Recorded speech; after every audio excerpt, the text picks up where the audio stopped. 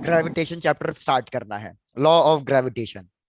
सबसे पहले तो ये बता दो किस किस को इलेक्ट्रोस्टैटिक्स बिल्कुल भी नहीं याद। इलेक्ट्रोस्टैटिक्स ट्वेल्थ का ही है वैसे तो, सबको आता है अच्छे से इलेक्ट्रोस्टैटिक ठीक ठाक तरीके से। Yes sir. भाई अगर इलेक्ट्रोस्टैटिक्स आता है तो ग्रेविटेशन में बिल्कुल दिक्कत नहीं आने वाली, क्योंकि ग्रेविटेशन और इलेक्ट्रोस्टैटिक्स बिल्कुल बिल्कुल सेम चलने वाले हैं। दोनों में कोई डिफरेंस नहीं होगा, थोड़ा हल्का फुल्का ही डिफरेंस चलेगा। तो इसलिए स्टार्ट करते हैं भैया, आ जाओ ग्रेविटेशन पे। सबसे पहली चीज, भाई सबसे पहली चीज हमें क्या पता है, law of gravitation. Law of gravitation ने क्या कहा कि भाई हमारे पास अगर कोई भी दो मास पार्टिकल्स होंगे, M1 और M2, और ये किसी डिस्टेंस पर प्लेस होंगे, तो इन ये दोनों मास क्या करेंगे, ये दोनों मास अट्रैक्ट करेंगे। तो हमारे अट्रैक्ट। पास ये जो अट्रैक्शन फोर्स आएगा, इन दोनों के बीच का ग्रेविटेशन फोर्स आएगा, वो फॉर्मूला क्या होगा, वो फॉर्मूला होगा G m1 m2 divided by R²। आज के भाई आपको मैं सीधा सीधा कह रहा हूं कि आपको इलेक्ट्रोस्टैटिक्स से कंपेयर करके चलना है। इलेक्ट्रोस्टैटिक्स में बस मास की जगह क्या हो जाता है, चार्ज हो जाता है। जी कि अगर कोई भी दो चार्ज पार्टिकल्स हैं और वो दोनों के दोनों किसी एक डिस्टेंस पे प्लेस्ड हैं, तो ये दोनों चार्ज पार्टिकल में भी फोर्स लगेगा। और वो फोर्स का फॉर्मूला क्या होगा, वो फोर्स का फॉर्मूला होगा के K q q one one q q two two ओ बाय पॉन डी आर स्क्वायर। स्क्वायर तो इधर फोर्स चार्जेस के बीच में लग रहा है, लेकिन अब ग्रेविटेशन में हम क्या बात कर रहे हैं कि अगर कोई भी दो मास पार्टिकल्स हैं तो उनके बीच में भी फोर्स लगेगा, और वो फोर्स का फॉर्मूला होगा G m1 m2 by R²। अगर आप दोनों फॉर्मूले को कंपेयर करो तो आपको कुछ ना कुछ सिमिलैरिटीज, कुछ ना कुछ डिफरेंसेस भी मिल जाएंगे। क्या सिमिलैरिटी है, पहली बात कि भैया दोनों बिल्कुल सेम है, बस हमें करना क्या है, हमें चार्जेस को किससे रिप्लेस कर देना है, मास। हमें ऑब्जेक्ट चार्जेस को मास से ने। रिप्लेस कर देना है। दूसरा, हमारे पास जो इलेक्ट्रोस्टैटिक कांस्टेंट था उसको किससे रिप्लेस कर देना है, ग्रेविटेशन ग्रेविटी। कांस्टेंट से रिप्लेस कर देना है। बाकी सब कुछ सेम चलेगा। दूसरी चीज, अगर आप नोटिस करो, पॉजिटिव पॉजिटिव इनके बीच में कैसा फोर्स आएगा, अट्रैक्टिव या फिर रिपल्सिव, रिपल्स। रिपल्सिव। रिपल्सिव। तो आप रिपल्सिव। देखो इधर हमारे पास फाइनल आंसर भी पॉजिटिव आ रहा है। तो इससे आपको क्या पता चल रहा है कि जब भी हमारे पास रिपल्सिव फोर्स होगा, जब भी हमारे पास रिपल्सिव फोर्स होगा तो हम क्या यूज करेंगे उसके लिए, पॉजिटिव। लेकिन अगर एक पॉजिटिव चार्ज होता और दूसरा नेगेटिव चार्ज होता, तो फिर मेरा फाइनल आंसर फोर्स का किस में आता, नेगेटिव। नेगेटिव। और उनके बीच में किस टाइप का फोर्स होता, अट्रैक्शन। अट्रैक्शन फोर्स होता। मतलब जब भी चीजें अट्रैक्टिव होंगी तो मैं उसको नेगेटिव साइन से डिनोट करूंगा। तो मुझे एक बात सोच के बताओ कि भैया इधर दो पॉजिटिव चार्ज के बीच में रिपल्शन हो रहा था, इसलिए यहां पे मैंने पॉजिटिव लिखा है। लेकिन यहाँ पे दो मास पार्टिकल्स के बीच में अट्रैक्शन हो रहा है, तो यहाँ पे मेरे को क्या लिखना चाहिए, माइनस। माइनस जी। तो इसलिए याद रखना, यूजली हम के को किससे रिप्लेस करते हैं, के को माइनस जी से रिप्लेस करते हैं। जहां पे माइनस साइन सिर्फ और सिर्फ यही इंडिकेट करके बता रहा है कि यहाँ पे किस टाइप का फोर्स है, वो एक अट्रैक्टिव फोर्स है। तो इसलिए आप चाहे नेगेटिव लगाओ या मत लगाओ, वो आपकी मर्जी है। लेकिन बस आपको ये अंडरस्टूड होना चाहिए कि भैया इट्स अट्रैक्शन फोर्स। मास मास कोई भेदभाव नहीं करेंगे, वो हमेशा एक दूसरे को प्यार मोहब्बत से अट्रैक्ट ही करेंगे। डन डना डन। Yes sir. बहुत बढ़िया। अब इससे रिलेटेड कुछ इंपॉर्टेंट पॉइंट्स कर लेते हैं कि भैया जो ये हमारे पास लॉ ऑफ ग्रेविटेशन है, G m1 m2 by R², इसकी क्या क्या खासियत है।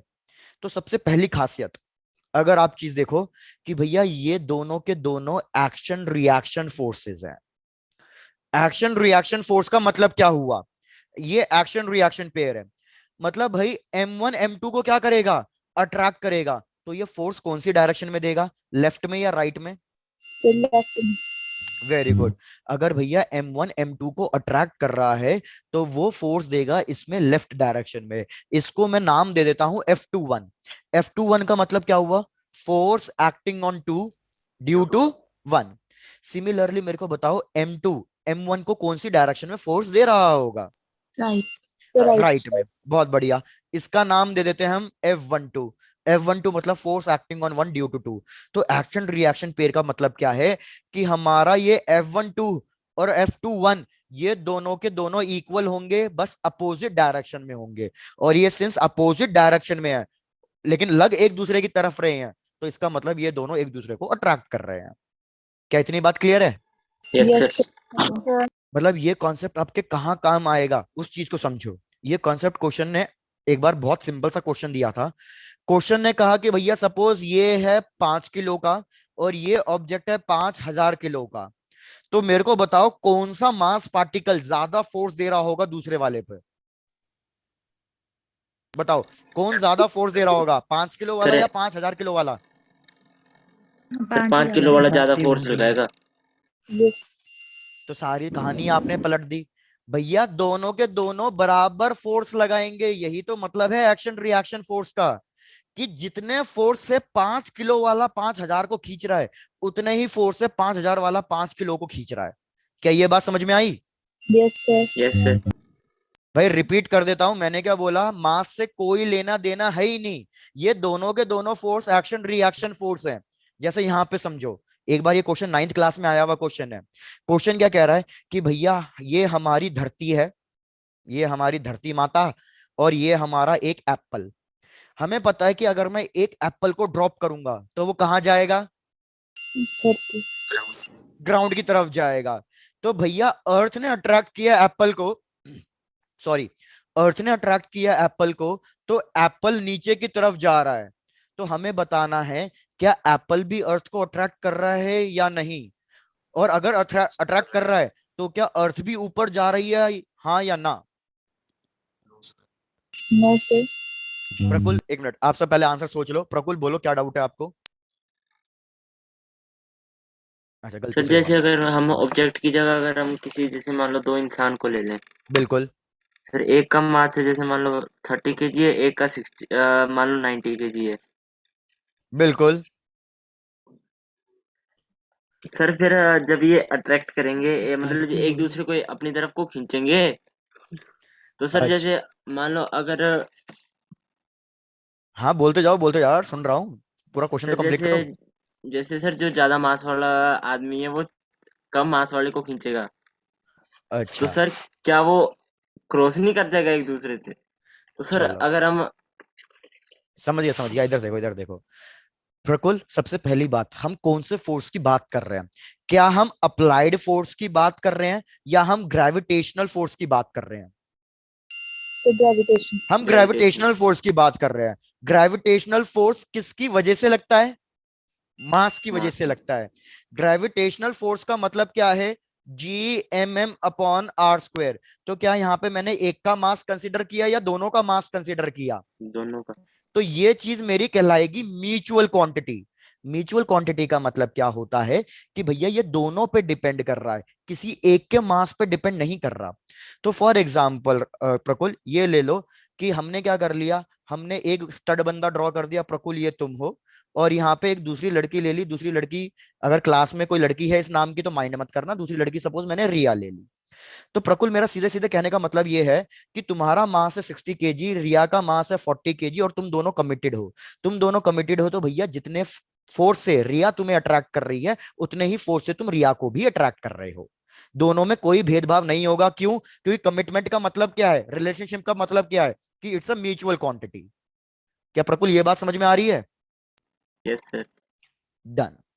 तो प्रकुल बस यही चीज याद रखना, वो मास पे डिपेंड नहीं करेगा। मास पे क्या चीज डिपेंड करेगी, अब वो मैं इस क्वेश्चन से समझाता हूं, इधर समझो। भाई पहले इस क्वेश्चन पे आ जाओ वापस से। मैंने आपको बोला कि अगर हम एक एप्पल को ड्रॉप कर रहे हैं तो वो एप्पल नीचे की तरफ मूव कर रहा है। नीचे की तरफ क्यों मूव कर रहा है? क्योंकि अर्थ उसको अट्रैक्ट कर रही है किसी एक फोर्स से, एफ से। तो आपको ये बताना है कि क्या एप्पल भी अर्थ को अट्रैक्ट कर रहा है या नहीं।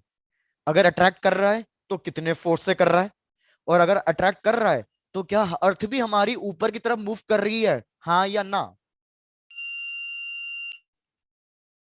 तो देखो इसका आंसर क्या होगा। पहला क्वेश्चन कि क्या एप्पल भी अर्थ को अट्रैक्ट कर रहा है, यस या नो, ये बताओ। Yes sir. Yes, sir. Definitely Apple भी अर्थ को अट्रैक्ट कर रहा है, तो पहला पार्ट का आंसर है yes, apple is also attracting the earth. लेकिन अब एप्पल अर्थ को कितने फोर्स से अट्रैक्ट कर रहा है? भाई Same जितने फोर्स force. से अर्थ एप्पल को अट्रैक्ट कर रही थी उतने ही फोर्स से एप्पल भी अर्थ को अट्रैक्ट करेगा। तो दूसरे पार्ट का आंसर है सेम फोर्स, दोनों में कोई भेदभाव नहीं होगा। अब तीसरे पार्ट का आंसर बताओ, क्या अर्थ भी एप्पल की तरफ मूव कर रही है? No, sir. No, sir. No, तो sir. याद रखो, अर्थ भी एप्पल की तरफ मूव कर रही है, लेकिन हमें उसका मोशन नोटिस नहीं होगा। क्यों नोटिस नहीं होगा? क्योंकि हमारे फोर्स का फॉर्मूला क्या होता है? Mass into acceleration. तो मेरे को बताओ, अगर मैं इससे एक्सीलरेशन कैलकुलेट करना चाहूं तो एक्सीलरेशन का फॉर्मूला क्या निकल के आएगा? फोर्स तो मतलब मुझे साफ पता चल रहा है ना कि एक्सीलरेशन किसके इनवर्सली प्रोपोर्शनल है? मास के मास के। तो मेरे को बताओ किसका मास ज्यादा है, अर्थ का या एप्पल का? अर्थ का अर्थ का मास बहुत ज्यादा है compare to mass of apple. तो जो एक्सीलरेशन ऑफ अर्थ होगी वो बहुत बहुत बहुत ही कम होगी। किसकी एक्सीलरेशन से? एप्पल की एक्सीलरेशन से। तो एप्पल की एक्सीलरेशन बहुत ज्यादा होगी, इसलिए एप्पल मूव करता हुआ दिखाई दे रहा है। अर्थ की एक्सीलरेशन बहुत ही कम होगी, बहुत ही कम, 0 पॉइंट समथिंग होगी। तो इसलिए हमें अर्थ की मूवमेंट नोटिस नहीं होगी, लेकिन अर्थ भी मूव कर रहा होगा। चेक कर लो, क्या ये सारी राम कहानी समझ में आई जो मैंने अभी बोली? Yes sir. तो इसलिए मैं बोल रहा हूं सबसे इंपॉर्टेंट पॉइंट यही था सबसे पहला, कि ये एक्शन रिएक्शन फोर्स है। एक्शन रिएक्शन फोर्स मतलब कोई किसी पे ज्यादा फोर्स या कम फोर्स नहीं लगा रहा, दोनों एक दूसरे पे बराबर फोर्स लगा रहे हैं। डन डना डन। Yes sir. हाँ एरी, पूछो क्या डाउट है? अरे तुम्हारी वॉइस क्लियर नहीं हुई यार, रिपीट करो यार। मेरे को इसकी वॉइस क्लियर नहीं हुई, किसी और को सुनाई दिया है तो कोई बताएगा क्या पूछा इसने? अब थ्रस्ट। अब थ्रस्ट तो तब लगेगा ना जब मैं किसी पार्टिकल को किसी लिक्विड में ड्रॉप करूंगा। अभी तो हम वो चीज डिस्कस ही नहीं कर रहे हैं कि मैं इसको किसी, अच्छा ऐसे जनरली पूछ रहे हो? हाँ, अब थ्रस्ट पे भी बता देता हूँ। अब थ्रस्ट क्या है कि अगर हम किसी भी पार्टिकल को लिक्विड में ड्रॉप कर देते हैं, तो लिक्विड की खासियत क्या होती है कि लिक्विड हर डायरेक्शन में फोर्स देता है। तो लिक्विड एक इसको फोर्स ऊपर की तरफ भी दे रहा होगा। तो जो ये लिक्विड इसको ऊपर की तरफ फोर्स दे रहा होगा, उस फोर्स को हम कहते हैं अप थ्रस्ट। लिक्विड हर डायरेक्शन में फोर्स देता है, लेफ्ट राइट ऊपर नीचे हर डायरेक्शन में, लेकिन जो फोर्स ये लिक्विड ऊपर की तरफ दे रहा है, उस फोर्स का नाम अप थ्रस्ट होता है। अप मतलब ऊपर की तरफ। ठीक है, डन। भाई वापस आ जाओ टॉपिक पे। पहली चीज एक्शन रिएक्शन फोर्स है। दूसरी चीज ग्रेविटेशन, मैंने आपको वर्क एनर्जी में ही पढ़ाया। ये किस टाइप का फोर्स है, कंजर्वेटिव या non conservative? Conservative. Very good, कि भैया ये हमारा कंजर्वेटिव फोर्स है। और अगर ये हमारा कंजर्वेटिव फोर्स है, तो अगर मैं वर्क डन करूं पोटेंशियल ग्रेविटेशनल एनर्जी के अगेंस्ट, ग्रेविटेशनल फोर्स के अगेंस्ट, तो वो किस में कन्वर्ट हो जाएगा? भैया वर्क डन हमारा कंजर्वेटिव फोर्स है, तो जब भी मैं कंजर्वेटिव फोर्स के अगेंस्ट वर्क करूंगा वो किस में कन्वर्ट हो जाएगा? हद्दी कर दी, पोटेंशियल एनर्जी में कन्वर्ट हो जाएगा। याद आया? Yes sir. Done. Next point, next point याद रखो कि भैया ये हमारे पास सेंट्रल फोर्स होता है। अब मुझे ये बताओ, what is the meaning of central force?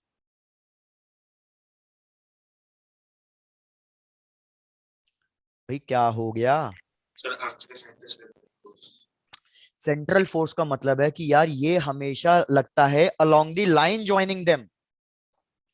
ये किसी और डायरेक्शन में नहीं लगता, लाइन ज्वाइनिंग देम। जैसे फॉर एग्जाम्पल मैं क्या बोल रहा हूं कि ये एक चार्ज पार्टिकल है, ये एक चार्ज पार्टिकल है Q1 Q2। तो मेरे को बताओ Q2 पे फोर्स किधर लग रहा होगा? इनवर्ड्स, आउटवर्ड्स, ऊपर नीचे, लेफ्ट या राइट? So left. तो हमारे इस पे जो फोर्स लग रहा होगा वो इन दोनों की लाइन ज्वाइन करेंगे और उसी के अलोंग लग रहा होगा, मतलब या तो राइट लग रहा होगा या तो लेफ्ट लग रहा होगा। सिमिलरली अगर मैं Q1 पे पूछूं, तो Q1 पे भी जो फोर्स लग रहा होगा वो इसी लाइन के ऊपर लग रहा होगा। अब वो चाहे तो लेफ्ट भी हो सकता है, वो चाहे तो राइट भी हो सकता है, लेकिन अल्टीमेटली लगेगा इसी लाइन पे। ऊपर नीचे या अंदर बाहर नहीं लग सकता। तो इलेक्ट्रोस्टैटिक फोर्स भी कैसा फोर्स है? ये भी एक सेंट्रल फोर्स है।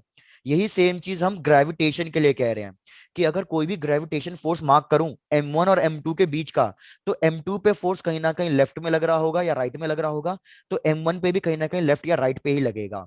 सेम इन दोनों की लाइन के ऊपर ही लगेगा, कहीं और नहीं लग सकता। क्या ये चीज क्लियर हो गई? Yes yes sir. बढ़िया। तो पहले यहां तक अपना पूरा कंप्लीट कर लो, कोई डाउट हो तो बता दो।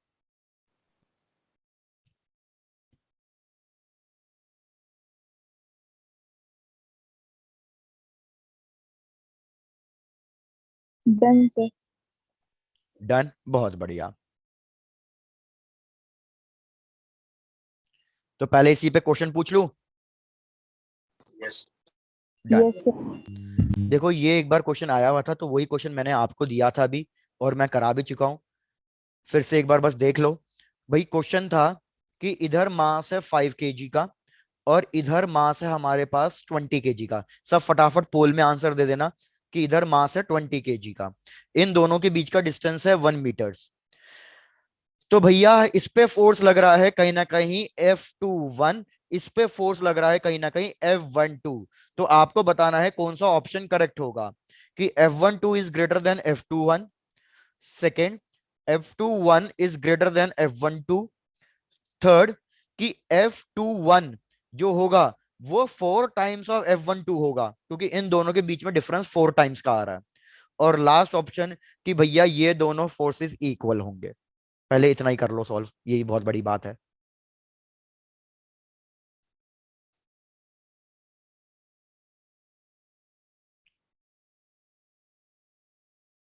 इसका आंसर तो मेरे ख्याल से फटाक, मतलब किसी का भी गलत हो गया ना तो बहुत मार खाओगे।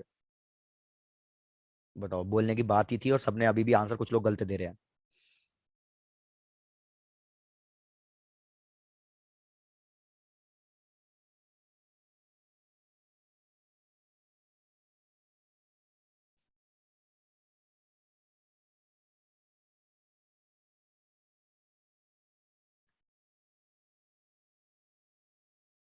भाई क्या बात है, थोड़ा और जल्दी बस।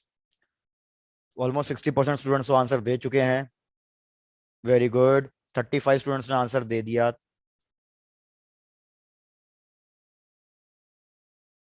है। भाई लास्ट 10 सेकेंड्स।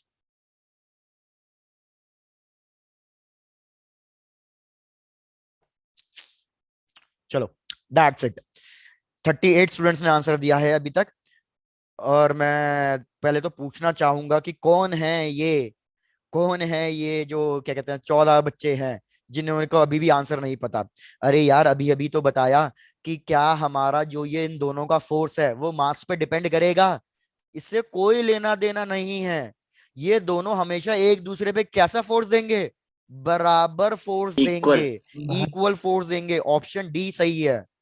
भैया फिर भी पता नहीं 7 बच्चों ने ऑप्शन बी मार्क किया है, 6 बच्चों ने ऑप्शन सी मार्क किया है, और एक बच्चे ने ऑप्शन ए मार्क किया है। भैया सर याद इक्वल एंड रखो। अपोजिट नहीं आना चाहिए था। हाँ, इक्वल एंड अपोजिट आएगा तो इसने सिर्फ मैग्नीट्यूड की बात करी है। अगर वो यहाँ पे एरो लगा देता फिर वो यहाँ पे नेगेटिव भी लगा देता। एरो का लगाने का मतलब है कि हमने डायरेक्शन के साथ कंसीडर कर रहे हैं उन चीजों को। Yes sir. डन प्रकुल, चलो। यस अब नेक्स्ट क्वेश्चन पे आ जाओ, देखते हैं नेक्स्ट क्वेश्चन सर। सॉल्व जैसे करने। हाँ बोलो। जैसे अगर हमें एक जैसे दो ऑप्शन ऐसे आ जाए, जैसे F12 is equal to F21, हम्म। और एक आ जाए जैसे आपने ये डी ऑप्शन अब किया एरो के साथ, ठीक है। तो सर इसमें से किसको प्रेफरेंस दी जाएगी पहले? सपोज एक ऐसे आ गया आप कह रहे हो, और एक ऐसे आ गया। डन। सर नेगेटिव साइन के साथ। नेगेटिव साइन के साथ, फिर तो multiple yes choice sir. Correct हो गया ना, ये फिर तो दोनों ही सही हैं। मीन्स कि अगर कोई भी टेक करेंगे तो दोनों सही हो सकते हैं। हाँ, दोनों ही सही होंगे। क्यों? इधर मैंने एरो मार्क नहीं लगाया, मतलब मैं सिर्फ मैग्नीट्यूड की बात कर रहा हूँ, सिर्फ वैल्यू की। तो वैल्यू दोनों की सही होगी, सेम होगी, करेक्ट है। इधर अगर मैं नेगेटिव साइन लगा रहा हूँ और एरो मार्क भी लगा रहा हूँ, मतलब मेरे को डायरेक्शन और वैल्यू दोनों देखनी है। तो इक्वल्स टू तो हो गया मैग्नीट्यूड के लिए, और नेगेटिव साइन हो गया डायरेक्शन के लिए, तो ये भी सही हो जाएगा। लेकिन हाँ, यस। अगर मैं इसका नेगेटिव साइन ना लिखूं और इस पे एरो मार्क बना दूं, तो फिर ये गलत हो जाएगा। Yes sir.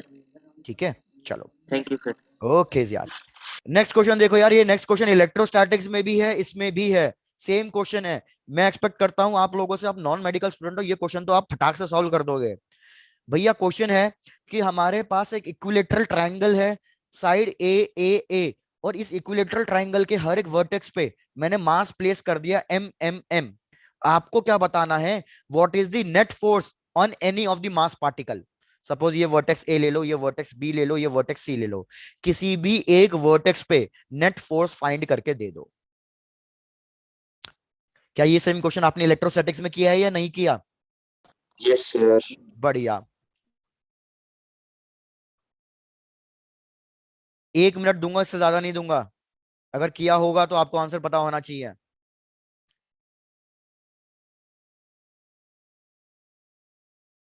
अबे आंसर बताओ।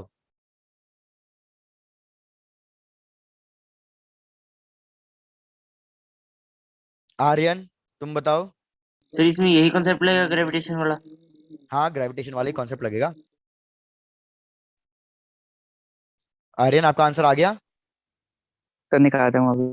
निकाल रहे हो? इसमें इतना कैलकुलेशन में कुछ है ही नहीं, बहुत ऐसे ही आंसर है। Done sir. डन, बताओ यार आंसर। सर इसमें √3 हो जाएगा। अरे वेरी गुड, बस यही तो चेक करना था कि आपको ये चीज आती है या नहीं आती। अरे यार, आपको थोड़ा बहुत वेक्टर्स आना चाहिए। ये वेक्टर्स का ये थोड़ा सा बेसिक चीज है जो आपको मैं एक्सपेक्ट करता हूँ कि आपको तो पता ही होना चाहिए नॉन मेडिकल स्टूडेंट्स को, कि अगर मेरे पास दो वेक्टर क्वांटिटी है और दोनों का मैग्नीट्यूड सेम है, मतलब एफ और एफ दोनों का मैग्नीट्यूड सेम है और इन दोनों के बीच में एंगल 60 डिग्री है, तो मेरे को बताओ जो रिजल्टेंट आता है उसका मैग्नीट्यूड कितना होता है? तो याद रखना रिजल्टेंट होता है इसका √3 टाइम्स ऑफ एफ। क्या आप सबको ये चीज याद थी या भूल गए थे? Yes sir. डन। सिमिलरली अगर दो वेक्टर क्वांटिटीज हैं, दोनों की वैल्यू सेम है और इनके बीच का एंगल 90 डिग्री है, तो बताओ रिजल्टेंट कितना आता है? मतलब नहीं याद सर है? Equal to F. भाई रिजल्टेंट होता है √2f। तीन एंगल्स के लिए आपको याद रखने पड़ेंगे ये चीजें, एक 60 डिग्री के लिए, एक 90 डिग्री के लिए और एक तीसरा 120 डिग्री के लिए, क्योंकि ये बार बार आप क्वेश्चन में सॉल्व नहीं करोगे। अगर आप क्वेश्चन में सॉल्व करने बैठ गए तो भैया आपका क्वेश्चन 3 से 5 मिनट खा जाएगा, जो उतना टाइम थोड़ी देना है हमें। अगर एंगल 120 डिग्री है तो इसका रिजल्टेंट एफ के रूट बराबर थ्री ही बाई आता टू है। तो ऐसा करते हैं कि सर थर्ड में √3/2 नहीं आता? नहीं नहीं, एफ आता है, सिर्फ एफ। तो याद रखो 60 डिग्री के लिए √3, 90 डिग्री के लिए √2 और 120 डिग्री के लिए डायरेक्टली एफ। क्योंकि कॉस 120 डिग्री की वैल्यू कितनी होती है?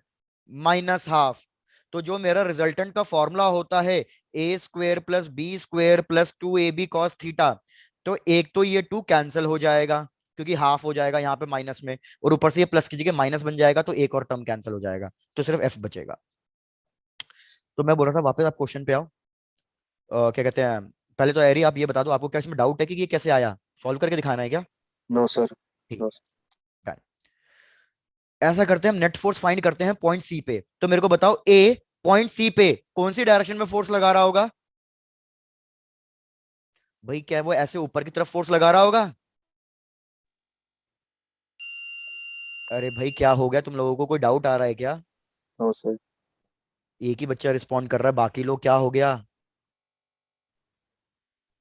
भाई हम नेट फोर्स फाइंड कर रहे हैं पॉइंट सी पे। तो पॉइंट सी पे कौन कौन अट्रैक्शन फोर्स लगा रहा होगा? पार्टिकल ए भी लगा रहा होगा, पार्टिकल बी भी लगा रहा होगा। सेंट्रल फोर्स है तो इसी लाइन के अलोंग लगा रहा होगा। तो हमारा जो पार्टिकल ए है वो सी पे फोर्स कौन सी डायरेक्शन पे लगा रहा होगा? ऊपर की तरफ अट्रैक्ट कर रहा होगा। सिमिलरली पार्टिकल बी सी पे फोर्स कौन सी डायरेक्शन में लगा रहा होगा? लेफ्ट हैंड साइड लेफ्ट लगा रहा साइड। होगा। अगर आप इन दोनों फोर्स की वैल्यू देखो, इन दोनों फोर्स की वैल्यू बिल्कुल सेम है। कितना है ये फोर्स? जी, पहला मास दूसरा mass m² divided by by are square. a²। Yes. Similarly यहाँ पे फोर्स निकालोगे तो यहाँ पे भी यही आएगा, जी पहला मास दूसरा मास मतलब m² डिवाइडेड बाय डिस्टेंस का स्क्वायर। तो ये दोनों फोर्स सेम है, इन दोनों फोर्स के बीच का एंगल 60 डिग्री है क्योंकि इक्विलेटरल ट्राइंगल है। तो मैं डायरेक्टली एफ नेट लिख सकता हूं ना, √3 टाइम्स ऑफ एफ। तो √3 और एफ की वैल्यू कितनी है? G G M M square square by by A square. A square. बस ये इसका आंसर है यार। Yes sir. Done. Yes. Done अगर सर। अब मैं इस क्वेश्चन में थोड़ा सा मॉडिफिकेशन कर दूं, ये ट्राइंगल की जगह स्क्वायर दे दूं, सॉल्व हो जाएगा? Yes yes. Sir. Yes sir. तो नेक्स्ट क्वेश्चन करो, और इसका आंसर ध्रुव ठाकुर आप दोगे?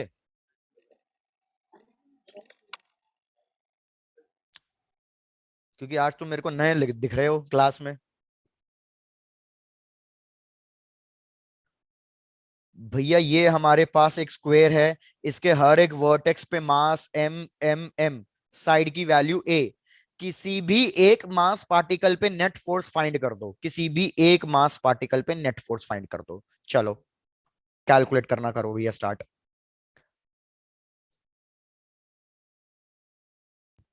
डन हो भी गया, आपने फिर कुछ गलत कर दिया है। बताओ आंसर। √2 GM² / A²। नहीं,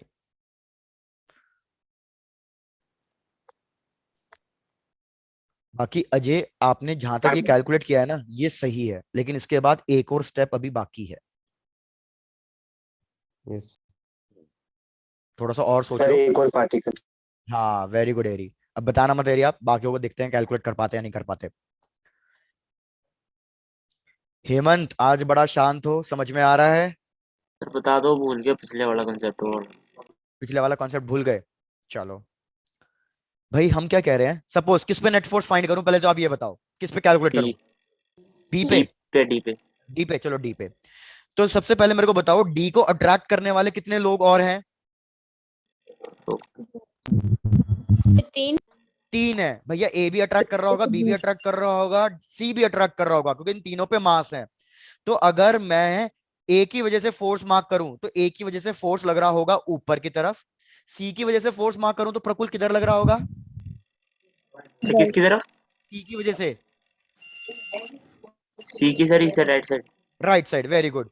अब प्रकुल मेरे को एक बार बताओ, सी की वजह से जो फोर्स लग रहा है कितना लग रहा होगा? वो लग रहा होगा जी, जी पहला एम मास, स्क्वायर दूसरा अपॉन ए मास स्क्वायर। और डिवाइडेड बाय ए स्क्वायर। ए की वजह से जो फोर्स लग रहा होगा वो भी कितना लग रहा जी होगा? एम स्क्वायर ओवर ए स्क्वायर। तो भैया ये भी फोर्स एफ, ये भी फोर्स एफ, दोनों फोर्स सेम, और इनके बीच का एंगल 90 डिग्री। तो पहले मेरे को बताओ रिजल्टेंट कितना आएगा? सर √2 GM² ओवर ए स्क्वायर। वेरी गुड भाई, बहुत बढ़िया प्रकुल। तो यहाँ रूट तक टू हो गया, टाइम्स है। आगे नहीं है। हाँ अब आगे बता रहा हूँ ना, रुक तो जाओ। इसका रिजल्टेंट यहाँ आएगा, इसका रिजल्टेंट यहाँ आएगा। लेकिन अब आप एक चीज नोटिस करो भैया, तीसरा मास भी तो ट्रैक कर रहा होगा। हमने तीसरे मास की वजह से तो फोर्स मार्क किया ही नहीं, तो तीसरा मास भी फोर्स जो दे रहा होगा वो इसी डायरेक्शन में ही तो दे रहा होगा। तो आप मेरे को बताओ, जो ये तीसरे मास फोर्स दे रहा है, सपोज इसको नाम दे देता हूं मैं F3, तो मेरे को बताओ F3 और रिजल्टेंट, इन दोनों की डायरेक्शन सेम है या अपोजिट है या अलग अलग है? सेम। सेम है। मैंने आपको बताया हुआ था कि जब भी दो वेक्टर क्वांटिटीज की डायरेक्शन सेम हो जाती है तो हम उसको सीधा सीधा क्या कर देते हैं? ऐड कर देते ऐड कर देते हैं। तो रिजल्टेंट की वैल्यू तो हम मेरे को पता है, √2 GM² / A²। अब मेरे को इतना बता दो कि F3 की वैल्यू कितनी आएगी? F3 मतलब जी इन एम दोनों के बीच स्क्वायर का बाई ए फोर्स। स्क्वायर तो GM² divided by by, A square. भैया ये साइड कितनी बड़ी होगी? ये sir side root root two two है। ए होगी। तो √2a का स्क्वायर लिख देना बस। अब कॉमन देख लो, जो भी कॉमन आ रहा हो। भैया मुझे तो साफ दिख रहा है कॉमन आ रहा है GM² / A²। तो ब्रैकेट में क्या बचेगा? √2 √2 + 1 1/2। 1/2। प्रकुल दोस्त चेक करो, कोई डाउट हो तो पूछो। Done sir. डन। कोई और है ऐसा जिसको लग रहा हो कि सर नहीं समझ में आया? पूछ लो प्लीज। हर्ष, मुझे आज तुम भी ऐसा लग रहा है भाई, बड़े दिनों बाद हो या पहली बार ही हो, समझ में आया? चेक करो। Yes, sir. याशिका ने बोल दिया हर्ष। Yes sir. ठीक है। हर्ष आज पहली क्लास ही है क्या? नहीं सर, नहीं बदले हैं। अच्छा नाम बदला है। तुम अलग स्टड हो रहे हो, नाम बदल बदल क्या हो गए हैं? चलो भैया आप जल्दी बता दो, ये क्वेश्चन हो गया तो नेक्स्ट क्वेश्चन दे दूं? Yes sir. Yes. Done. Next question, थोड़े स्पीड बढ़ाते हैं। नेक्स्ट क्वेश्चन क्या कह रहा है भैया? नेक्स्ट क्वेश्चन कह रहा है कि ये हमारे पास एक सर्कल है, और इस सर्कल के अंदर क्या हो रहा है, हमने दो मास पार्टिकल को छोड़ दिया, और वो दोनों मास पार्टिकल्स घूम रहे हैं सर्कल में। किसकी वजह से घूम रहे हैं? अपने ग्रेविटेशन फोर्स की वजह से घूम रहे हैं। भाई मैंने कहा कि ये दो मास पार्टिकल हैं, सपोज M, ये दोनों को मैंने सर्कल में छोड़ दिया और ये दोनों सर्कल में घूम रहे हैं due to their gravitational force. अगर मैं इन दोनों को छोड़ रहा हूं, इन दोनों सर के, एक और फोर्स भी होगी, कौन सी फोर्स होगी? Centripetal force. बिल्कुल भाई, बात सही है, तुमने तो पूरा क्वेश्चन ही बता दिया। भैया मैंने कहा इसका रेडियस R है। क्वेश्चन की भावनाएं क्या कह रही हैं, क्या फाइंड करना है, पहले तो ये देखते हैं। क्वेश्चन कह रहा है भैया find the velocity of each particle, कि हमें हर एक पार्टिकल की वेलोसिटी बताओ कितनी होगी। तो मेरे को एक बात बताओ, अगर मैं इन दो मास को सर्कल में छोड़ रहा हूं तो ये डायमेट्रिकली अपोजिट पॉइंट पे हैं, तो इन दोनों के बीच का डिस्टेंस कितना हो गया? 2R. 2R। अब जैसे एरी ने कहा बिल्कुल सही, अगर कोई भी चीज रोटेट कर रही है तो रोटेट करने के लिए, रिवॉल्व करने के लिए एक नेसेसरी फोर्स चाहिए होता है। क्या नाम है उस फोर्स का? Centripetal. Centripetal force. Centripetal force खुद में कोई फोर्स नहीं है, कोई और फोर्स है जो सेंट्रीपिटल फोर्स की तरह एक्ट करता है, सेंट्रीपिटल फोर्स प्रोवाइड करता है। तो इधर कौन है वो फरिश्ता जो सेंट्रीपिटल फोर्स प्रोवाइड कर रहा है? Sir tangent. हैं Mass. भैया, इधर सेंट्रीपिटल centrifugal. फोर्स प्रोवाइड कर रहा है ग्रेविटेशनल फोर्स इन दोनों मासेस के बीच का। सर आपने ऐसे भी कुछ बताया कि सर्कल के सेंटर में जाता है ऐसे कुछ। हाँ, हमेशा सेंटर की तरफ लगेगा, तो इन दोनों के बीच का जो फोर्स है वो भी तो सेंटर की तरफ ही लग रहा है। Yes sir. भाई रिपीट, पूरा कॉन्सेप्ट को याद करो। मैंने आपको ये बताया हुआ है कि जब भी कोई चीज रोटेट करेगी, रिवॉल्व करेगी, उसको सेंट्रीपिटल फोर्स चाहिए ही चाहिए। अब सेंट्रीपिटल फोर्स खुद में कोई फोर्स नहीं है, कोई और फोर्स है जो सेंट्रीपिटल फोर्स की तरह एक्ट करता है। तो इधर वो सेंट्रीपिटल फोर्स कौन है जो प्रोवाइड कर रहा है? वो है इन दोनों के बीच का ग्रेविटेशनल फोर्स। जैसे फॉर एग्जांपल, मुझे एक बार बताओ, हमारी जो अर्थ है वो सन के अराउंड घूम रही है, तो मतलब अर्थ को सेंट्रीपिटल फोर्स चाहिए। तो अर्थ को सेंट्रीपिटल फोर्स क्या मैंने दिया है? क्या मैं अर्थ को धक्का मार रहा हूं क्या? No sir. तो कौन दे रहा है अर्थ को centripetal force? Gravity. Sun. Sun ने कैसे दिया ग्रेविटेशनल फोर्स, मतलब सॉरी, सन ने कैसे दिया सेंट्रीपिटल फोर्स? ग्रेविटी की हेल्प से। रोटेशनल। तो बस इधर भी वही है। तो आपको क्या करना है, बस सेंट्रीपिटल फोर्स का फॉर्मूला रखो, ग्रेविटेशनल फोर्स का फॉर्मूला रखो, इक्वेट करो, वेलोसिटी निकल के आ जाएगी। सेंट्रीपिटल फोर्स का फॉर्मूला क्या होता है? M V square by square upon radius. R. R, R. तो इधर हो जाएगा आर, इनके बीच का रेडियस। ग्रेविटेशनल फोर्स का formula G M M. M Two. Divided by इन दोनों के बीच का डिस्टेंस। कितना इन दोनों के बीच का distance? Sir under root R. G M. इन दोनों के बीच का डिस्टेंस है 2r। 2r का स्क्वायर करूंगा तो कितना आ जाएगा? 4r 4R. स्क्वायर। अब क्या करना था आपको? आपको वेलोसिटी कैलकुलेट करनी थी, तो वेलोसिटी कैलकुलेट करके दे दो।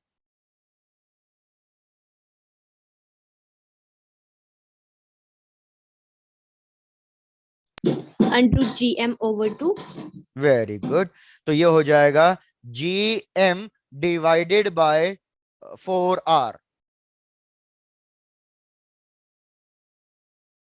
अब किसी ने 4 को बाहर ले लिया हो, वो उसकी मर्जी है, बाकी ऑप्शन में तो यही गिवन था, okay sir. G M upon 4r।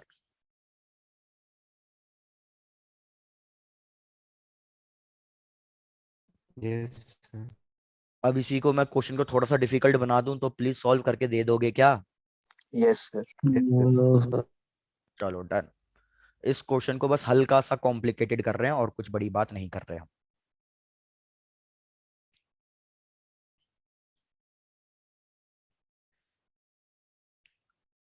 हाँ तो भाई, हिमाचल में बर्फ गिर रही है इसलिए सबको सुस्ती आ रही है क्या? Yes. सर नो हमारी तो सर। नहीं गिरती। हमारे उधर नहीं गिरती? सर हम उन्ना से है ना इसलिए। अच्छा। अभी तो कोई मेरे को मैसेज में लिख के भेज रहा है, सर बर्फ गिर रही है यहाँ पे, नेटवर्क प्रॉब्लम। Yes sir. मतलब भाई हेमंत, तुम तो बड़ा झूठ बोल रहे हो यार। सर ये कुल्लू से होने कुल्लू हो जाती है बर्फबारी कई बार। अच्छा मीन्स ठीक जो है, ठीक ज्यादा है, हिली एरिया वहां हो जाती है। ठीक है, ठीक है, फिर ठीक है यार। हेमंत सही हो यार, तुम बुरा मान गए, तुम तो सही हो, सही हो, सही हो। हाँ हाँ ठीक है। चलो भाई, मजाक को छोड़ के हटते हैं आप। भाई क्वेश्चन क्या कह रहा है? क्वेश्चन कह रहा है कि भैया हमारे पास 3 मासेस है, उन तीनों मासेस को मैंने इक्विलेटरल ट्रायंगल के वर्टेक्स पे रखा हुआ है, एम एम एम। और ये इक्विलेटरल ट्रायंगल बेसिकली एक सर्कल के बिल्कुल सरकमफ्रेंस पे लाई कर रहा है। हमारा जो ये इक्विलेटरल ट्रायंगल है वो सर्कल के बिल्कुल उस पे लाई कर रहा है, सरकमफ्रेंस पे। तो आपको क्या बताना है? फिर से वही वाली बात है, find the velocity of each particle. तो चलो लगो काम पे। Find the velocity of each particle. Sir each particle मुझे एक पार्टिकल पर ही। मतलब किसी भी एक पार्टिकल की वेलोसिटी, तभी तो उसने पूछा find the velocity of each particle.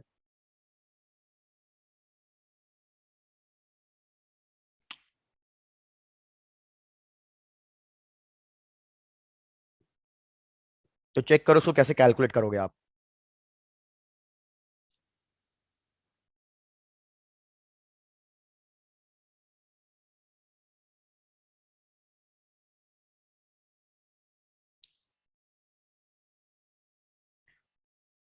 भाई पहले तो मैं कुछ बच्चों का नाम ले लेता हूँ, आप बस इतना सब लोग कंफर्म कर दो मेरे को कि भैया सबको जो बात हम कर रहे हैं वो समझ में आ भी रही है या नहीं आ रही है, पूरा हवा से ऊपर जा रहा है।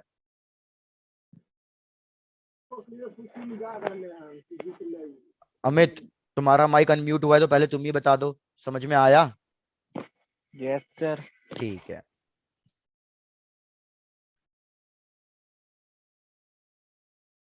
कोमल? Yes, sir. ठीक है। कुशाग्र? Done sir. डन। चलो, क्योंकि आज लोग तुम थोड़ा ना कम एक्टिव दिख रहे हो मेरे को, तो मेरे को थोड़ा मजा सा नहीं आ रहा अभी तक। चलो भैया, सबसे पहली बात हमें क्या करना है, मैंने बोला था पिछले वाले क्वेश्चन में हमने दो पार्टिकल के बीच का ग्रेविटेशनल फोर्स फाइंड किया था और उसको सेंट्रीपिटल फोर्स से इक्वेट कर दिया था। तो ले देखिए, इस क्वेश्चन में भी वही करना है। हमें लिखना है कि जो हमारा सेंट्रीपिटल फोर्स होगा वो किसके बराबर होगा, वो हमारा ग्रेविटेशनल फोर्स के बराबर होगा। लेकिन इधर अगर मैं किसी भी एक पार्टिकल पे फोर्स निकालूं तो क्या एक ही फोर्स लग रहा होगा या दो दो फोर्स लग रहे होंगे या ज्यादा फोर्स लग रहे होंगे? सर ज्यादा फोर्स लगेंगे। तो भैया हमने अभी थोड़ी देर पहले ही तो किया था कि इस पे एक फोर्स लग रहा होगा ऊपर की तरफ, इस पे एक फोर्स लग रहा होगा लेफ्ट हैंड साइड, और इन दोनों फोर्सेस के बीच में एंगल कितना होगा, इन दोनों 60 फोर्सेस के डिग्री। बीच में एंगल 60 डिग्री होगा। तो इस पार्टिकल पे रिजल्टेंट फोर्स किधर मिलेगा और कितना मिलेगा? Root under 3. Root 3। Very good. तो इधर मैं लिखूंगा मेरा जो नेट ग्रेविटेशनल फोर्स होगा वो होगा √3 g m² अपॉन a²। पहले सब यहां तक चेक करके देख लो, कोई दिक्कत तो नहीं है ना? No, sir. गुड। हाँ अब याद रखो, जो ये रिजल्टेंट फोर्स है ना, यही बेसिकली सेंट्रीपिटल फोर्स प्रोवाइड कर रहा है। जो ये रिजल्टेंट फोर्स है यही बेसिकली सेंट्रीपिटल फोर्स प्रोवाइड कर रहा है। तो इधर मैं सेंट्रीपिटल फोर्स लिख दूंगा, सेंट्रीपिटल फोर्स हो जाएगा mv अपॉन रेडियस। अब याद रखो, जो इधर ट्राइंगल का सेंट्रॉइड होता है, ट्राइंगल का सेंट्रॉइड ही इधर सर्कल का रेडियस है। आप तो मैथ्स वाले स्टूडेंट हो, आपको पता ही होगा कि भैया इधर सर्कल, ये ट्राइंगल का सेंट्रॉइड ही सर्कल का रेडियस है। तो क्या आप मेरे को ये डिस्टेंस बता सकते हो कि ये डिस्टेंस कितना होगा, क्योंकि वही इसका रेडियस बनेगा। तो आप कैलकुलेट करके मेरे को बताओ कि how to calculate the distance between the centroid and the edge, ये डिस्टेंस कितना होता है? सर अंडर रूट 2 नहीं होता। नहीं, वो तो डायगोनल होती है स्क्वायर की। बस तो यही गलती कर दी भैया, यही तुमने क्वेश्चन को थोड़ा सा वो कर दिया। भैया अगर ये ट्राइंगल है तो सबसे पहली बात हमने क्या कर दिया, एक मीडियन ड्रॉ कर दिया। तो आप इस पूरे मीडियन की लेंथ फाइंड कर सकते हो। सपोज ये ए बी सी, क्या आप ए सी की लेंथ फाइंड कर सकते हो? Yes sir. Yes, sir. भैया ये साइड ए है तो ये वाली साइड हो जाएगी a/2, ये भी a/2 और ये a हो जाएगी। आपका जिस मेथड से मन करे उस मेथड से ac की वैल्यू निकाल दो। कुछ बच्चे पाइथागोरस थ्योरम यूज करते हैं, कुछ बच्चे डायरेक्टली ट्रिग्नोमेट्रिक रेशियो से निकाल देते हैं। तो जो मन करे वो वाला मेथड यूज करो और मेरे को ac की वैल्यू बताओ पहले तो। भाई मैं तो ट्रिग्नोमेट्रिक रेशियो से सॉल्व कर रहा हूँ, तो ट्रिग्नोमेट्रिक रेशियो में मैं यूज करूंगा सीधे सीधे साइन थीटा और मैं अपना काम निकाल लूंगा। भैया साइन थीटा का फॉर्मूला होता है परपेंडिकुलर अपॉन हाइपोटेन्यूस। तो इधर होगा sine 60 degree, perpendicular AC, hypotenuse है AB, तो AC की वैल्यू होगी AB साइन 60 डिग्री। तो कितना आ रहा है AC की वैल्यू? Under root 3/2। √3/2a। यहां तक बता दो, यहां तक कोई दिक्कत? No, sir. डन। अगर अब आपको मैथ स्टूडेंट हो ये भी पता होगा हमारा सेंट्रॉइड इस मीडियन को डिवाइड करता है, कितने रेशियो में डिवाइड करता है सेंट्रॉइड One. मीडियन को? 1 2:1 में। मतलब एज से सेंट्रॉइड तक जो लेंथ निकल के आती है वो ट्वाइस होती है, 2 टाइम्स होती है। मतलब सिमिलरली ये वाली लेंथ की बात करूंगा तो ये 2:1 होगा। सिमिलरली अगर मैं लेंथ इसकी बात करूंगा DO की, तो ये सारी लेंथ सेम होगी। क्या इतनी बात भी क्लियर हो गई? Yes, Yes, sir. तो हमें अगर AO फाइंड करना है या BO फाइंड करना है या DO फाइंड करना है, तो मतलब मेरे को सेकेंड पार्ट, ट्वाइस पार्ट की वैल्यू निकालनी है। तो 2/3 से मल्टीप्लाई कर दूंगा। 2/3 से मल्टीप्लाई क्यों किया? क्योंकि टोटल लेंथ कितनी है, 2 + 1 3, उसमें से मेरे को कितना सेगमेंट चाहिए, 2 सेगमेंट वाला आंसर चाहिए, तो इसलिए 2/3 से मल्टीप्लाई कर दूंगा। कुछ याद आया? Yes sir. तो भैया बता दो ना आंसर कितना आएगा, ये आप याद रख लो तो मजा ही आ जाएगा। कितना आएगा ये? A/√. A/√. तो यहाँ पे आंसर लिखो अपना A/√3 mv² अपॉन r में, कि ये डिस्टेंस भैया A/√3 होता है हमेशा। अब मैं कह रहा हूं इसको सॉल्व करके मेरे को v की वैल्यू दे दो, इतना तो कर दोगे अब। √GM/A. तो हमारे पास अगर हम देखें क्या कैलकुलेट करके आएगा, सबसे पहली बात इधर मैं लिखूंगा v², a से a कट गया, m से m कट गया, तो मेरे पास क्या बचेगा, इधर 3 पहुंच जाएगा, तो 3 नहीं, 3 भी कट जाएगा, √3 भी कट जाएगा। हाँ फिर तुम्हारा आंसर सही है भाई दोस्त, मेरी गलती। तो इधर आ जाएगा √GM/A।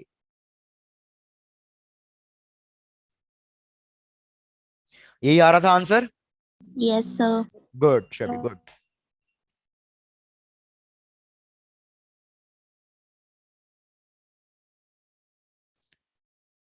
प्लीज लोग भाई सब चेक कर लो, कोई दिक्कत हो तो बता देना। हाँ,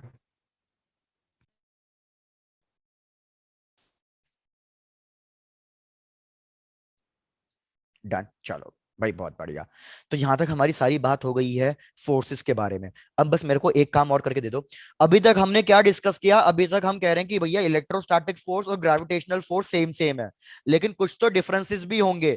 तो क्या आप मेरे को बता सकते हो क्या क्या डिफरेंस है ग्रेविटेशनल फोर्स में और इलेक्ट्रोस्टैटिक फोर्स में? What are the differences between gravitational force and electrostatic force?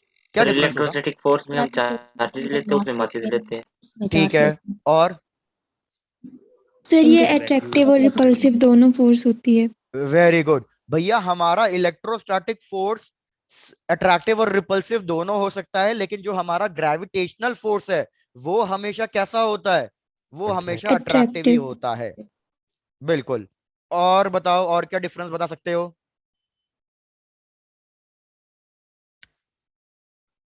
भैया जल्दी।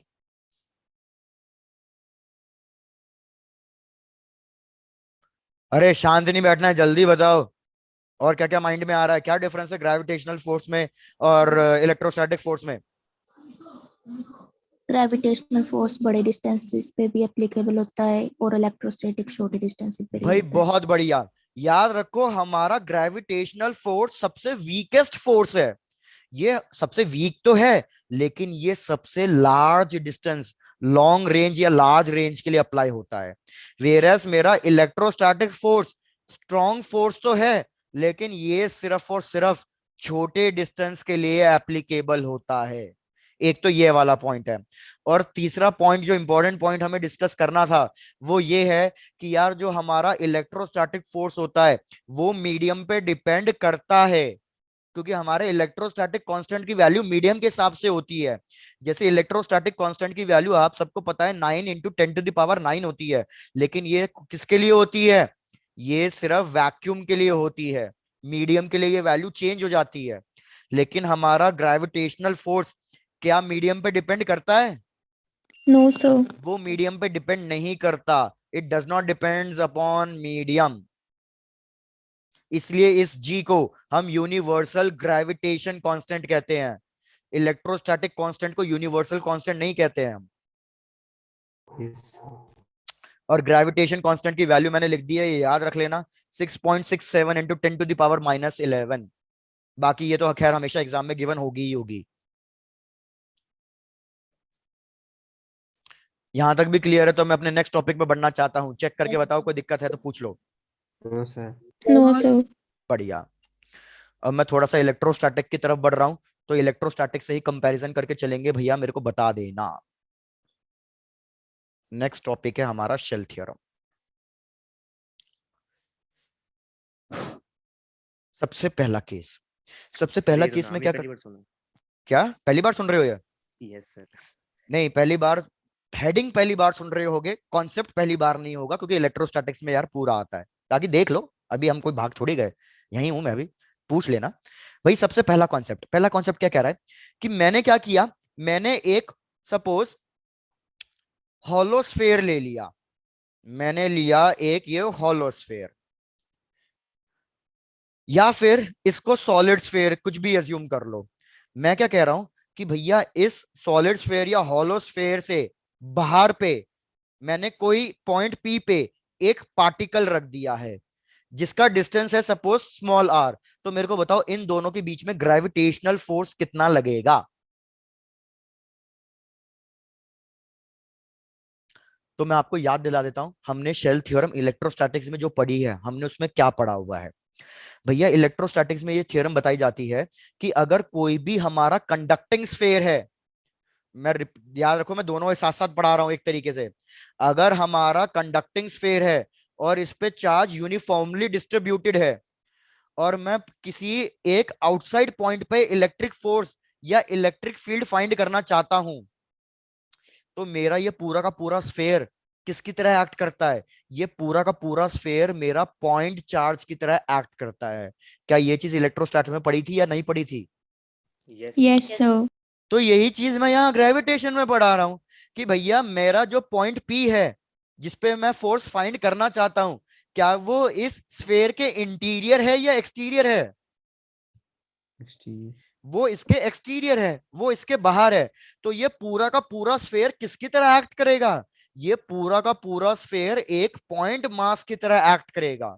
तो अगर मैं चाहूं तो इस डायग्राम को कुछ इस तरीके से बना सकता हूं कि यहाँ पे मेरा एक बड़ा मास है पॉइंट एम, और यहाँ पे एक छोटा मास है स्मॉल एम, और इनके बीच का डिस्टेंस आर है। तो बताओ इनके बीच का ग्रेविटेशनल फोर्स लिखना चाहता हूं तो कितना लिखूं मैं अब? G M M upon R square. क्या शेल थ्योरम 1 समझ में आ गई? Yes sir. थ्योरम 1 कौन से पॉइंट के लिए है? शेल थ्योरम 1 एक्सटीरियर पॉइंट के लिए है। तो बस आपको इतना ही याद रखना था कि चाहे मेरा हॉलो स्फीयर हो या सॉलिड स्फीयर हो, अगर मेरा पॉइंट बाहर है तो वो स्फीयर हमेशा पॉइंट में कन्वर्ट हो जाएगा। यही चीज इलेक्ट्रोस्टैटिक के लिए है कि अगर मेरा चार्ज कंडक्टिंग स्फीयर पूरा का पूरा यूनिफॉर्मली चार्ज है, तो चाहे वो हॉलो हो चाहे वो सॉलिड हो, वो पॉइंट चार्ज में कन्वर्ट हो जाएगा।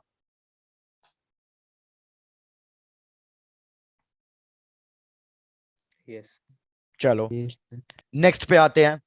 नेक्स्ट वाली भी आपने पढ़ रखी है, बस मेरे को देखना है कि आपको याद है या नहीं। भैया इसमें मैंने क्या किया, एक हॉलो स्फीयर लिया, और मैं कह रहा हूं कि अब की बार मैं हॉलो स्फीयर के अंदर वाले पॉइंट पे फील्ड फाइंड करना चाहता हूं, फोर्स फाइंड करना चाहता हूं। This is hollow sphere. इसके मैं किसी अंदर वाले पॉइंट पे फाइंड करना चाहता हूं फील्ड या फोर्स। तो बताओ कितना लिखूं फील्ड या फोर्स?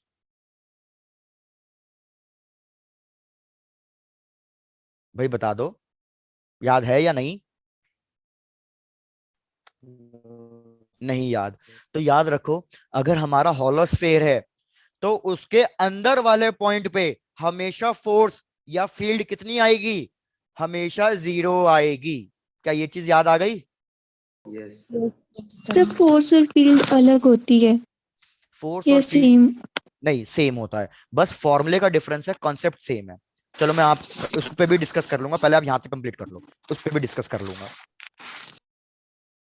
क्योंकि नेक्स्ट टॉपिक हमारा ग्रेविटेशनल फील्ड ही है।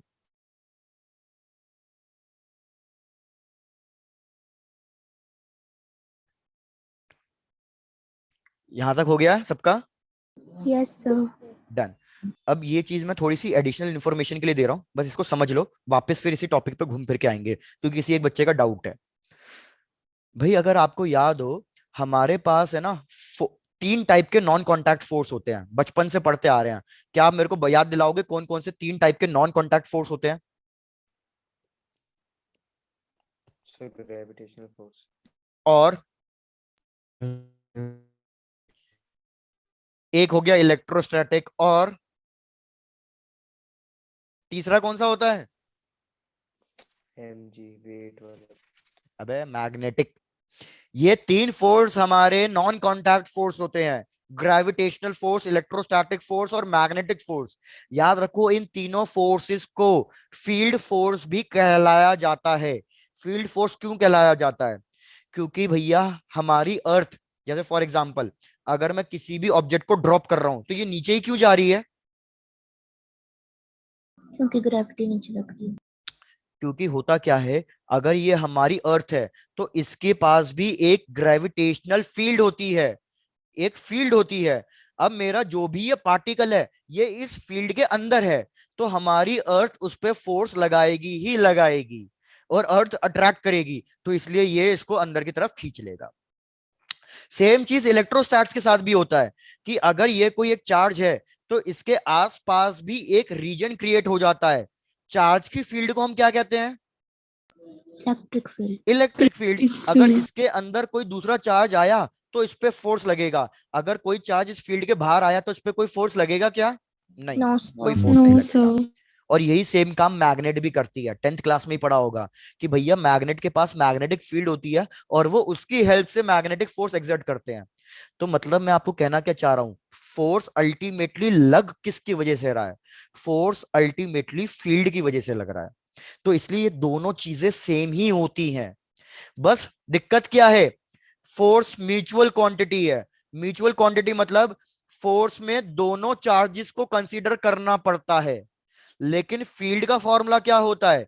फील्ड का फॉर्मूला होता है force per unit charge. Force per unit charge मतलब इसमें हम सेकेंड चार्ज को क्या कर देते हैं? निग्लेक्ट कर देते हैं। हम इसमें सिर्फ पहला चार्ज लेते हैं। पहले चार्ज का मतलब जिसने फील्ड प्रोड्यूस करी है। जिसने फील्ड प्रोड्यूस करी है उसको कहलाया जाता है सोर्स चार्ज, और जो फील्ड के अंदर रखा गया है उसको क्या कहते थे हम? चार्ज। Test charge. तो हम हमेशा टेस्ट चार्ज को निगलेक्ट करना चाहते थे। तो बस फील्ड का मतलब ही यही है। फील्ड का मतलब हम सिर्फ सोर्स को लेंगे, सिर्फ सोर्स को लेंगे। वेरस फोर्स में हम क्या करेंगे? फोर्स में हम दोनों को लेंगे, सोर्स को भी टेस्ट वाले को भी। लेकिन अल्टीमेटली है तो कहानी दोनों सेम ही। फील्ड की वजह से तो फोर्स लग रहा है। क्या बात समझ में आई? Yes sir. Yes, sir. और जिस डायरेक्शन में फील्ड लग रही होगी उसी डायरेक्शन में भी फोर्स लगेगा। तो आपने फील्ड फाइंड करी या फोर्स फाइंड किया, ले दे के दोनों एक ही बात है। क्या ये छोटी सी बेसिक वाली बात समझ में आ गई? Yes sir. Yes, sir. तो इधर अगर मैं पॉइंट पी पे ग्रेविटेशनल फील्ड पूछूं या ग्रेविटेशनल फोर्स पूछूं, अगर फोर्स 0 आ रहा है तो फील्ड कितनी आएगी? फील्ड भी Zero. 0 ही आएगी, क्योंकि फील्ड ही तो फोर्स देती है। फोर्स नहीं है तो मतलब फील्ड भी नहीं है। किस्सा खत्म। चेक कर लो, ये मैंने बात बताई है इंटीरियर पॉइंट के लिए, होलोस्फेयर के लिए। अब यही सेम चीज डिस्कस करनी है हमें सॉलिड स्फेयर के लिए। तो बढ़ चलूं आगे। Yes, sir. डन। तो भैया बात करते हैं सॉलिड स्फेयर के लिए। तो भैया मैंने कहा कि ये एक सॉलिड स्फेयर है और इसके अंदर मैंने जानबूझ सॉलिड स्फेयर थोड़ा बड़ा बनाया है क्योंकि हमें इसमें कॉन्सेप्ट यूज होगा कि भैया मैं क्या है, ये सॉलिड स्फेयर है और इसका मास ले लो m और रेडियस ले लो r। मास m, रेडियस r। इसके किसी एक इंटीरियर पॉइंट p पे मैं ग्रेविटेशनल फील्ड या ग्रेविटेशनल फोर्स फाइंड करना चाहता हूं। तो क्या अब इसका आंसर 0 होगा? No sir. तो इसका आंसर 0 नहीं होगा। क्यों 0 नहीं होगा? डिफरेंस क्या है एक कॉस्को बॉल में और एक क्रिकेट बॉल में? लेदर बॉल में और कॉस्को बॉल में क्या डिफरेंस होता है, कोई बता सकता है क्या? सर लेदर की बॉल हार्ड होती है और कॉस्को की थोड़ी सॉफ्ट। अच्छा, अरे मेरा और सर मतलब जब लेदर और सर हाँ, जब लेदर की बॉल लगती है तो सर जहां लगती है जैसे मुंह वगैरह पे लगे तो चीज फट जाती है। और सर हाँ, अगर बहुत बढ़िया। कॉस्को की लगे तो सर कॉस्को की नील अंदर से नील खाली लगते होती है, हैं। लेदर की हार्ड होती है। लेदर हाँ की होती है वो सॉलिड स्फीयर की तरह काम प्रकुल, हम बायो, एक मिनट पहले इसको पकड़ने दो। क्या कहते हैं, ये किसने आंसर दिया? प्रकुल। प्रकुल, हम बायो पढ़ रहे हैं या फिजिक्स पढ़ रहे हैं? Yes sir. सर मैंने नेचुरली बताया सर, मैं खेलता हूँ ना तो मेरे को इतना पता अच्छा, है बस। अल्टीमेटली यार मैं कहना क्या चाह रहा हूं, हमारी कॉस्को बॉल अंदर से खोखली होती है और हॉलो होती है। तो कॉस्को बॉल का जो भी मास है वो बस उसके आउटर लेयर पे प्रेजेंट होता है। क्या ये बात समझ में आई है? Yes sir. Yes, sir. भाई कॉस्को बॉल के अंदर कुछ मास नहीं होता, अंदर तो खोखली है, हॉलो है, अंदर कुछ मास नहीं है। जो भी मास है वो बाहर की लेयर के ऊपर ही है। तो इसलिए जब मैंने हॉलो स्फीयर के पॉइंट पी पे ये ग्रेविटेशनल फोर्स पूछा, तो ग्रेविटेशनल फोर्स बाहर की वजह से लगेगा और बाहर की वजह से हर जगह पे इक्वल एंड अपोजिट लगेगा, तो वो कैंसिल हो जाएगा। लेकिन लेदर बॉल का क्या डिफरेंस है? लेदर बॉल के अंदर से हॉलो होती है या उसमें भी हर जगह अंदर भरा हुआ होता है माल? भरा होता है। माल का मतलब मैं वो वाले माल की बात नहीं कर रहा, माल मतलब अंदर भी उसके अंदर कुछ ना कुछ मटेरियल होता है, याद रखना। तो इधर भी वही होगा कि भैया जब मैं पॉइंट पी पे ग्रेविटेशनल फोर्स फाइंड करना चाहूंगा तो पॉइंट पी पे मैं क्या कर दूंगा, पॉइंट पी पे ही एक अपना स्फेयर बना लूंगा। पॉइंट पी पे भी अपना एक स्फेयर बना लूंगा। इसका रेडियस सपोज है स्मॉल आर। तो पॉइंट पी पे जो बाहर वाला है पोर्शन है वो कोई फोर्स एक्सर्ट नहीं करेगा, क्योंकि बाहर वाले पोर्शन के लिए पॉइंट पी कैसा हो गया, इंटीरियर हो गया। लेकिन हमारा जो अंदर वाला पॉइंट है, अंदर वाला स्फेयर है, उसके लिए ये पॉइंट पी कैसा हो गया, एक्सटीरियर हो गया, और एक्सटीरियर पे फोर्स लगता है। तो सबसे पहला काम क्या करना पड़ेगा, मेरे को जो ये शेडेड पोर्शन है, क्या इसका मास भी कैपिटल एम होगा या इसका मास कुछ अलग होगा? अलग। मोल मतलब मैं क्या कर रहा हूँ, लेदर बॉल को तोड़कर छोटी सी बॉल बना रहा हूँ। तो जब मैं छोटी सी बॉल बनाऊंगा लेदर बॉल को तोड़कर, तो छोटी सी बॉल का मास सेम होगा या कम होगा? कम। कम होगा। कम। तो मैं इस छोटी सी बॉल का मास फाइंड करूंगा पहले तो, एम डैश। तो एम डैश हम फाइंड करेंगे यूनिटरी मेथड से। यूनिटरी मेथड मैंने आपको वर्क एनर्जी में पढ़ाया हुआ है, टोटल मास डिवाइडेड बाय, इधर लेंथ की जगह वॉल्यूम लिखूंगा क्योंकि स्फेयर 3D ऑब्जेक्ट है, 1D ऑब्जेक्ट नहीं है, इनटू कितने वॉल्यूम का आप मास फाइंड करना चाहते हो। 4/3 पाई 4/3 पाई कट गया, एम डैश की वैल्यू आ गई M small R cube by capital R cube. पहले सब लोग यहां तक चेक करके अच्छे से बता दो, किसी को कोई डाउट हो तो पूछ लो। No sir. ठीक है, डन सर। डन। अब देखो, अब ये मेरा जो पॉइंट पी है, ये अंदर वाले स्फेयर के बाहर आ रहा है, तो ये वाला स्फेयर मेरा किसकी तरह बन जाएगा, ये वाला स्फेयर मेरा एक पॉइंट की तरह बन जाएगा जिसका मास एम डैश है, और उसके कुछ आर डिस्टेंस पे मेरा पॉइंट पी है जिसका मास एम है। तो हम दोनों के बीच में तो ग्रेविटेशनल फोर्स कैलकुलेट कर सकते हो ना, कैलकुलेट करके बताओ कितना आ रहा है भाई, G M dash small M divided by are square. बस एम डैश की वैल्यू रख दो और मेरे को फाइनल आंसर बता दो, फाइनल आंसर कितना आ रहा है। एम डैश की वैल्यू रख के मेरे को फाइनल आंसर बता दो, फाइनल आंसर कितना आ रहा है।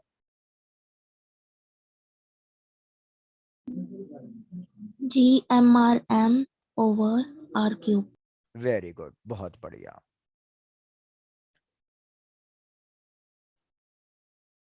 एक्चुअली ये कराने की जरूरत ही नहीं होनी चाहिए, अगर आपने यही सेम चीज इलेक्ट्रोस्टैटिक में सही से पढ़ी होती तो ये इस चैप्टर में रिपीट करने नहीं चाहिए थी। सर हो गया। हो गया सबका कंप्लीट? हो गया। Yes Yes, sir. sir। भाई बहुत बढ़िया।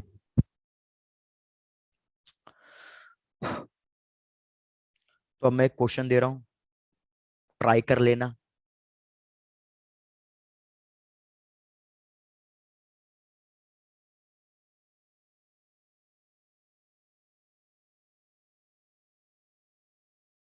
चलो ये है हमारा क्वेश्चन, ये सेंटर से यहां तक का डिस्टेंस,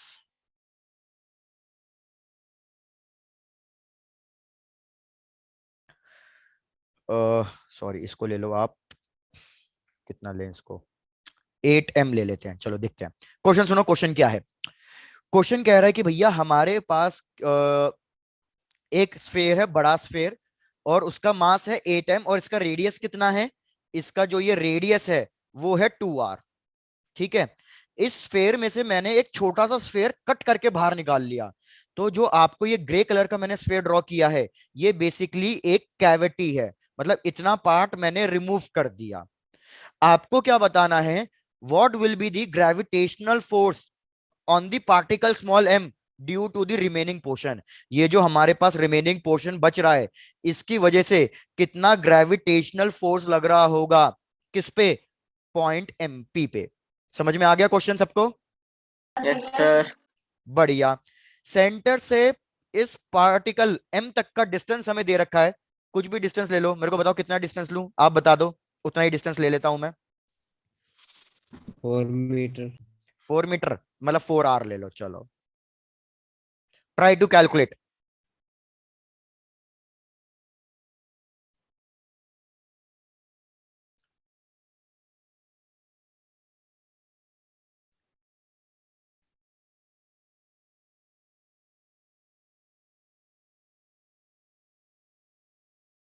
याद रखना ये डिस्टेंस जो मैंने 4r दिया है, ये सेंटर से लेके यहां तक का डिस्टेंस दिया है मैंने 4r।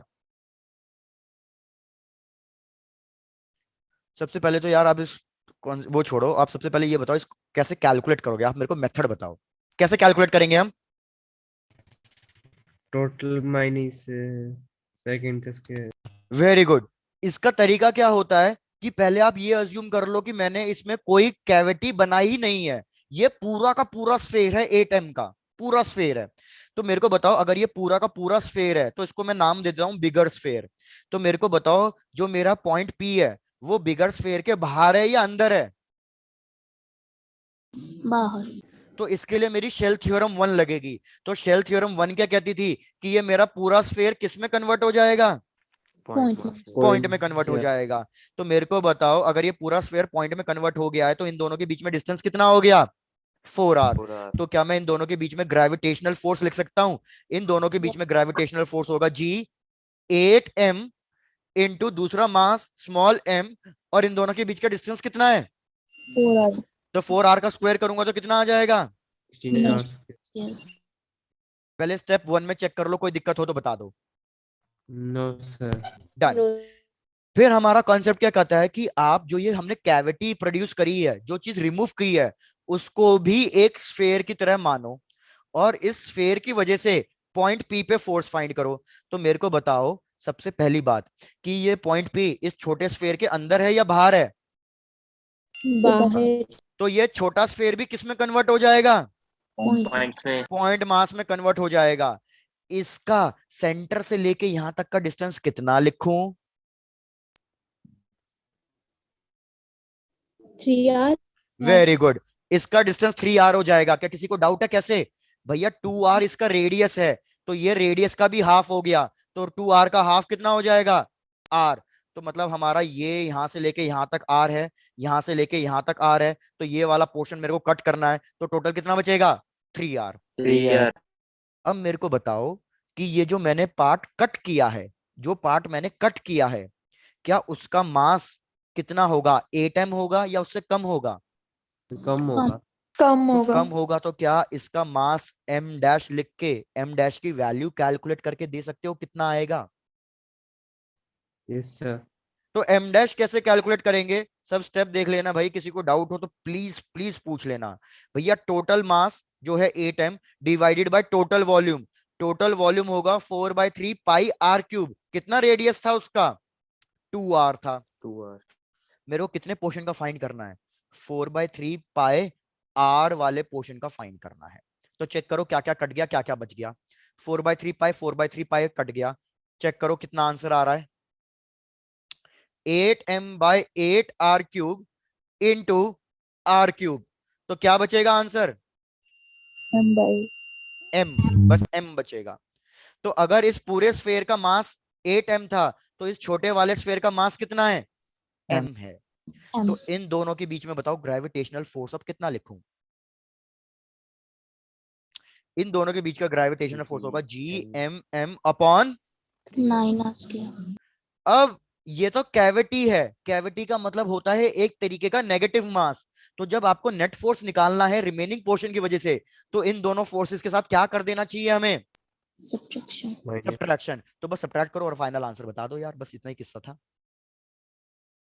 तो मैं लिखूंगा force due to remaining portion, force due to remaining portion will be equals to Fg1 minus Fg2।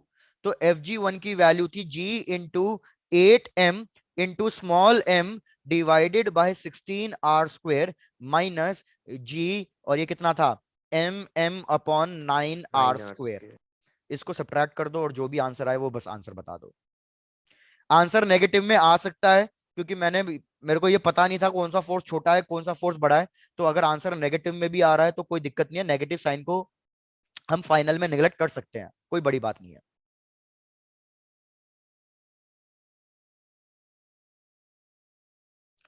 Sixteen into 9 सबको पता ही होगा, 16 इंटू 9 144 होता है, तो एलसीएम तो 144 आ जाएगा, बाकी चीजें आप कैलकुलेट कर लो।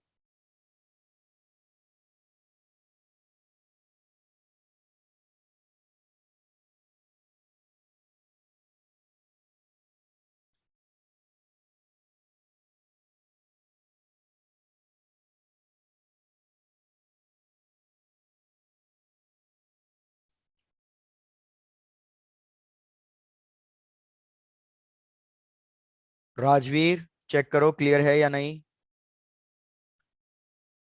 यशवीर तुम भी। डन। तो यार अब बस इसका एलसीएम लूंगा तो एलसीएम हो जाएगा 144 आर स्क्वायर, ऊपर बचेगा हमारे पास 72 जी एम एम, इधर हमारे पास बचेगा 16 जी एम एम। तो 72 माइनस 16 करूंगा तो कितना आएगा? 52. 56। तो 56 G M M upon 144 R square. अब आप चाहे तो उसको जितना सिंप्लीफाई करना है उतना करते चले जाओ। यहाँ पर भी छोड़ सकते हैं। हाँ, यहाँ पे भी छोड़ सकते हो बिल्कुल। ऑप्शन में तो यही आंसर गिवन था प्रकुल, ये क्वेश्चन आया हुआ क्वेश्चन है और ऑप्शन में यही गिवन था 56 G M M upon 144 hours. Yes sir. लेकिन वही मैं कह रहा हूँ, ऑप्शन पे डिपेंड है। आपका एग्जाम सब्जेक्टिव तो होने से रहा, ऑब्जेक्टिव होगा कॉम्पिटिटिव एग्जाम, तो उसमें तो ऑप्शन से देख के आप पता कर सकते हो कि मेरे को कहां तक सिंप्लीफाई करना है। Yes sir. डन। तो भैया हमने यहाँ तक पूरा फोर्स, लॉ ऑफ ग्रेविटेशन पूरा खत्म कर लिया। हमने फोर्स के बारे में पढ़ लिया, फोर्स से रिलेटेड शेल थ्योरम के बारे में पढ़ लिया और शेल थ्योरम से रिलेटेड एक क्वेश्चन भी कर लिया। अब बस शुरू से देख लो, कोई दिक्कत हो तो बता दो। आज इतना ही रखते हैं। आज मैं नया टॉपिक स्टार्ट नहीं कराना चाह रहा, ग्रेविटेशनल फील्ड, नहीं तो सब कुछ पूरा भारी भारी हो जाएगा। सर सारा क्लियर हो गया। क्लियर हो गया? चलो भाई बहुत बढ़िया। तो यहाँ तक पूरा रिवाइज कर लेना, फिर कल इसको कंटिन्यू करते हैं। Done done done. Okay sir. Yes sir, thank you sir, bye. Ta-ta bye bye, take care भाई, bye, night. Good night, good night. जय हिंद सर। जय हिंद यार, जय हिंद।